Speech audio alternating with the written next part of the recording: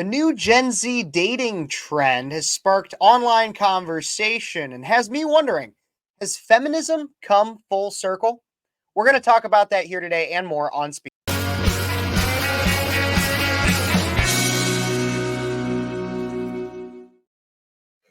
Hey, everybody, and welcome back to Speechless. I'm your host, Kev Phares, 23-year-old conservative college graduate, host of Speechless on Cities 92.9 and other radio stations. And I can't necessarily fit everything I want to into my 2-hour radio show that airs on Sundays. So I bring you guys different content through YouTube. And so to make sure you don't miss a minute of any of that, don't forget to like this video, subscribe to the channel, definitely subscribe, comment what you think, share it with your friends, all that fun stuff. I cover a lot of news, politics, and in this case, cultural. So Gen Z, of which I'm a part of, I reluctantly say, has partaken into a new dating trend. There's plenty I talk about on here, from hookup culture to NATO dating, which I have videos and conversations on with all of that. But this one might be just one of the most interesting to me. The SAHG, the SAG,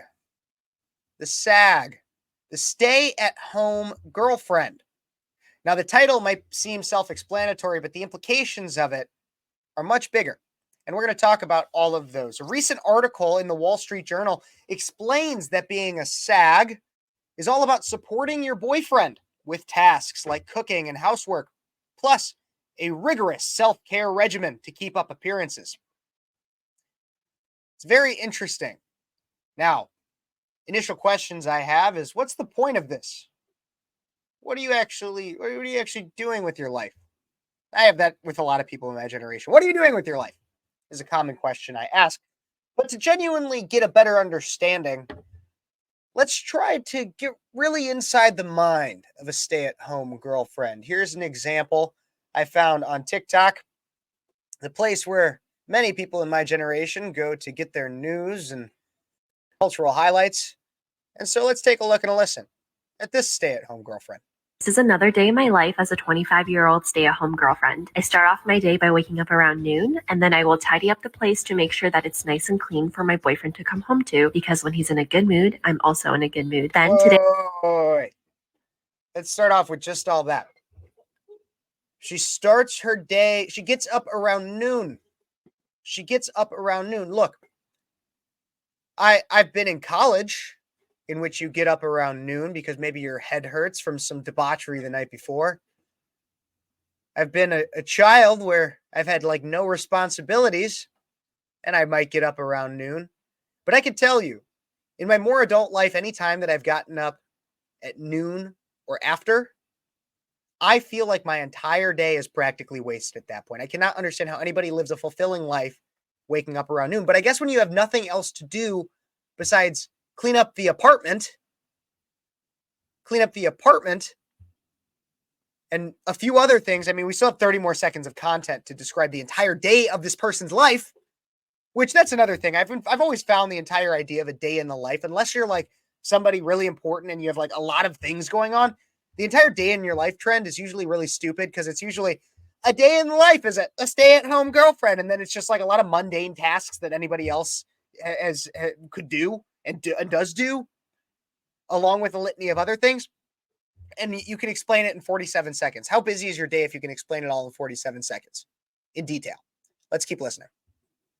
Today I felt extra nice, so I set up his shower shelves for him. And of course, being a stay-at-home girlfriend, I have to smell nice, so I take a really long shower and practice my 12-step skincare routine because I have all the time in the world. One of my favorite things about living this lifestyle is knowing that I am basically performing wifey duties at the girlfriend package. Then I thought it would be nice to take myself on a date because I was craving some noodles. Then I went to Starbucks because it is literally in my job description to spend his money. I was feeling really exhausted, so I played some games. It is in my job description to spend his money.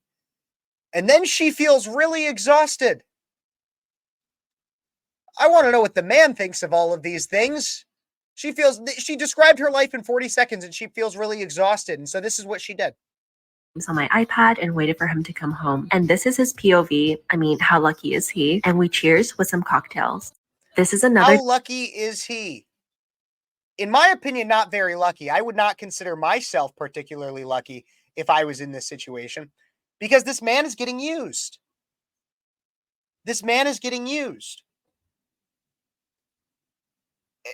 Let's also think about this, though. In many ways, this idea of a stay-at-home girlfriend is not particularly new, but its growing popularity on social media and especially among the younger generation gives us some important ideas about the state of modern dating and why the choices women make in this era of feminist enlightenment are often worse than ever before. The article that I mentioned earlier from the Wall Street Journal notes that this reflects a Gen Z move away from mid-2000s girl boss hustle culture and towards aspirations of a softer life. While the arrangement of a stay-at-home girlfriend has yet to become the norm, the New York Post found that the impulse of women wanting a breadwinner is not. And that's explained by Brad Wilcox. He says, quote, "Women are happier when their husbands are employed full-time," says Wilcox. I wonder why that is. Women are also more satisfied with their marriages when they give their husbands high ratings before being a good provider. They give their husbands high ratings for being a good provider. And that's simply in the nature of being a man. Look, I've talked about it on this show before. You go back to a feudal system. Women were the homemakers, the caretakers, and men were those that farmed and hunted, provided, put food on the table, brought home the bacon, whatever you want to say. And that's pretty much how a lot of people like it to be. And when I go back to the idea of women want a breadwinner, women are happier when their husbands are employed, it's not just for the money of it. That's me making a joke. It's also for the fact that you'd want the person you're with to feel like they are living a fulfilling life. And if your husband, if whoever you're with, if you're a woman, would want your husband. If you're a man, I'm sure you would want your wife to feel like they are fulfilled by some level of a full-time job. And if that full-time job is taking care of the kids at home, making meals, cleaning, everything like that, that makes sense. But being a stay-at-home girlfriend when you have no kids and no other responsibilities, this makes no sense. It's not that other things don't matter to women. Being emotionally engaged is also important, according to Wilcox's research. Interestingly, it is women in the upper classes who like to talk about splitting everything down the middle, all the housework and the money earning. But who are most likely to benefit from being coupled with a breadwinner? Think about that. Who are most likely to benefit from being coupled with a breadwinner? Now, there's two sides to this entire idea about stay-at-home girlfriends. There's the male and the female. The men and the women. The thing is that they're actually two sides of the same coin. Why? Because the idea is harmful to both. Let me explain. For men, this is harmful. You're being disrespected, essentially. At least this instance that I just showed in that TikTok was this girl who she wakes up at noon, literally does everything for herself all day. Think about that. She'll say things like, oh, well, I need to look pretty for him. I need to clean up because if he's happy, I'm happy. Think about that one. If he's happy, I'm happy. The only reason she's making you happy is because then she's happy. She lives in an apartment paid for by you. She eats food paid for by you. She looks pretty with cosmetics paid for by you. She smells nice with soaps paid for by you. Her entire life is paid for by you. And the thing is that if you could be perfectly content and happy with that, who am I to judge, I guess? Who am I to judge? However, I firmly believe that by and large, this will eventually cause resentment, especially if you have somebody who seems as narcissistic as this woman, somebody who is so self-absorbed as this woman.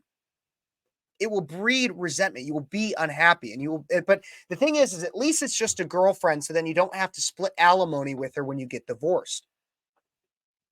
Because if you got married to somebody like that, the resentment would only continue to grow. Now let's talk about how it's harmful to women. You are setting yourself up for failure, absolute failure. You have no time in the workforce. And even if you did prior to, they're going to ask, why were you not in the workforce whatsoever? Oh, and why am I saying that they're going to ask, your future employers are going to ask, because when that man gets resentful, when that man is unhappy, when that man decides to drop you like a hot potato, then you're going to be SOL. Why? Because you have no money, you have no job, you'll have no place to live. I guarantee you, if I were that man, I'd take away a lot of the things that I bought you, the iPad that I bought you, the everything like that. That's what I'd do. And you'd be on the street with nothing. How awful would that be? It's harmful to women. Like, because you will literally have nothing if this man decides to drop you. Is that not scary? Is that not terrifying? It would terrify me to have no level of a safety net. And that's just on the financial side. You'll also have lost the person that you claim to have loved, which I don't understand how you love somebody if you're pretty much just using them for everything, but okay. But okay. This idea of a stay-at-home girlfriend is stupid. You have no kids to raise. You have no commitment to that person, serious commitment. A girlfriend is not a legally binding title. You could be dropped very quickly. It's harmful to both men and women, but it also, as I mentioned at the beginning of this video, makes me question, has feminism come full circle? Because this is essentially a remnant of like a 1950s style want. You no longer do we have the women, well, we do still have them, but at least in this dating trend, you are absent of the girl boss mentality that we've had for so long, that women don't need a man and that they can simply make it everywhere on their own and do everything a fulfilling life needs is sufficed on your own entirely. Now we come back to a 1950s style of have the man do everything, and I'm essentially valueless besides how I look. I'm an object. I'm an object where my entire day is spent being a better object for the person that pays for everything. That's essentially what it's become. Feminism has come full circle. They will eat their own. That's what it does. That's what it does. And this entire idea is harmful to everyone involved and the larger society. But that's what I think. What do you guys think? Let me know in the comments. Don't forget, if you like this video, if you learned something from it, to like the video, subscribe to the channel, and whether or not you liked it, you can comment and let me know what you think, and share it with your friends. If they would disagree with it, if they'd agree with it, if you know somebody that is a stay-at-home girlfriend or the boyfriend of a stay-at-home girlfriend, I would love to talk to them and get them on this show. Let me know in the comments, everybody. Thank you so much for watching. God bless you. God bless America. Until next time, you've been watching Speechless.